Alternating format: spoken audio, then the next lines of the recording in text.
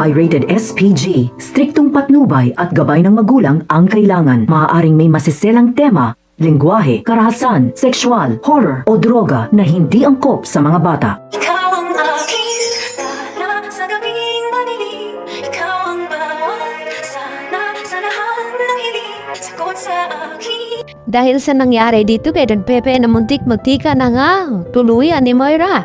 At dahil sa nakita ni Lynette dito na ebidensya laban kay Moira ay tila basang-basa na nga ni RJ itong mga masasamang plano ni Moira. At kaya daw gustong tapusin ni Moira itong si Don Pepe upang wala nang makapagsabi na si Moira nagpakidnap sa kanya dahil sa sinabi ni Moira na kung ano daw ang mapapala niya kapag tinuluyan niya itong si Sir Pepe.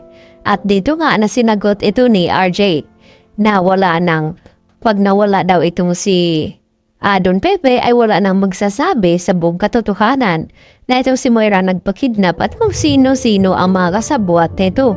At dahil sa tindi ng galit ni RJ dito kay Moira ay napilitan niya itong saktan at palalabasin sa Apex Hospital. At dito naman na nangungulit itong si Moira sa Eastridge at kidausap itong si Carlos Benitez na pagsabihan daw itong si Lynette dahil nakipagkita daw ito kay RJ at idinadahilan lang daw ni Lynette na dadalaw siya dito kay Don Pepe. Subalit ang pakay niya talaga itong si RJ at hindi naman naniniwala itong si Carlos dito sa sinabi ni Moira dahil mag-aaway lamang daw siya na patuloy siyang maniniwala dito sa mga sinasabi ni Moira at napagtalunan na nga nila ni Carlos at Lynette at ayaw na nga niyang maulit ito. Baka ito pa daw magiging dahilan na masira sila mag-asawa. Subalit narinig ni Moira ang pagtawag ni Lynette dito kay Carlos na maglalunch nga daw sila dito ni Giselle at kasama ang kanilang mga anak. At gusto ngang padalhan ni Carlos ng cupcakes itong si Lynette at may naisip naman agad na plano itong si Moira upang sirain niya ang lunch date dito nila Giselle at Justin at Annalyn at palalabasin na sinisira ng bawat isa.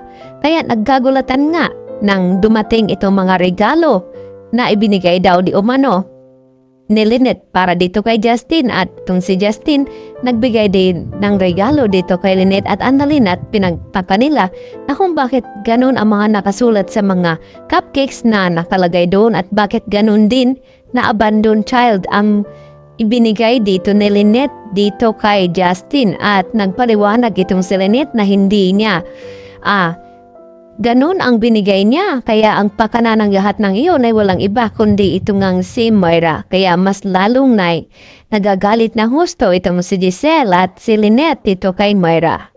Samantala, dahil sa mga nangyari dito kay Don Pepe, mas sinihigpitan naman ngayon ni RJ ang pagbabantay sa kanyang ama at kinakailangan na wala daw makakapasok. Dahil baka babalikan ni Moira itong si Don Pepe at lalo na hindi makapagsalita ito kapag nagising.